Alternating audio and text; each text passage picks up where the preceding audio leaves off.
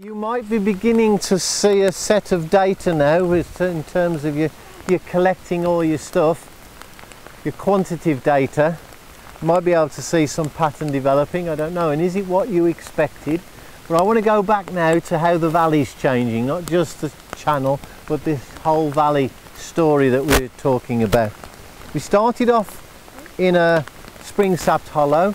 We walked into a V-shaped valley that's got increasingly deep, very steep-sided. What did we say was causing that V-shape? Vertical erosion. That would actually cause a valley with vertical sides. So why is it a V-shape? What's happening on the valley sides?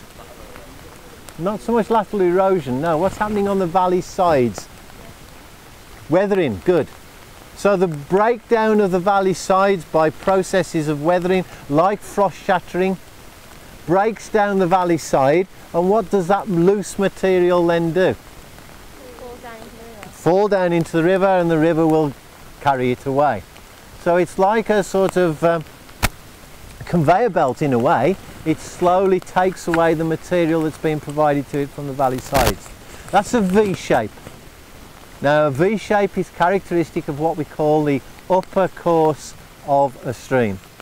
That's what the textbooks say. That is pretty textbook, isn't it? Just very marginally below that confluence, remember what we said, a confluence where two streams join. Just below the confluence, we've obviously got more water in it,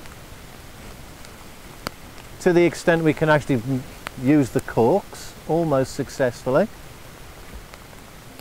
But below here, something is beginning to happen, a first clue of another process, I think.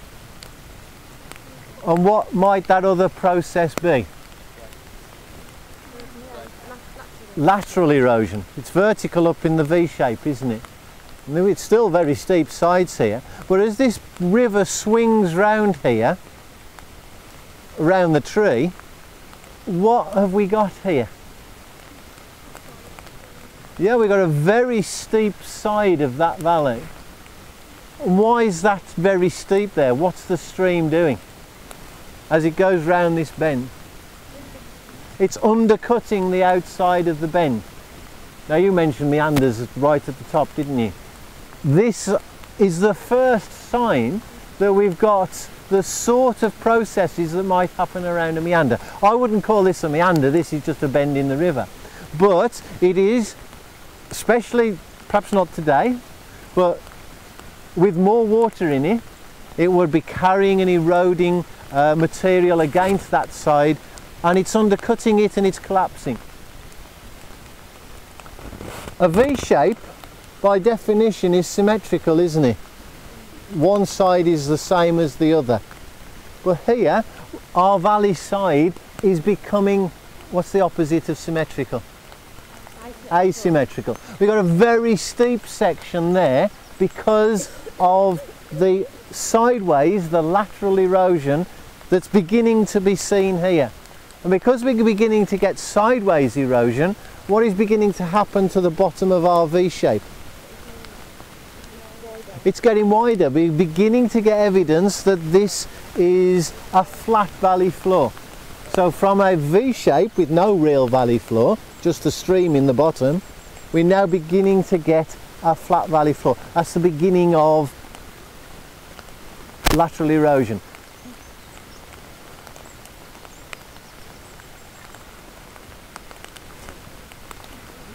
As we go down, we might expect this flat valley floor to get wider. Let's see if that happens. And if it does happen, that's what we're expecting, that's what the textbook would say. And what would we expect to be happening to the gradient all the time of this stream? Getting less steep. Okay, let's see if that happens then. Okay, off we go. Well, actually,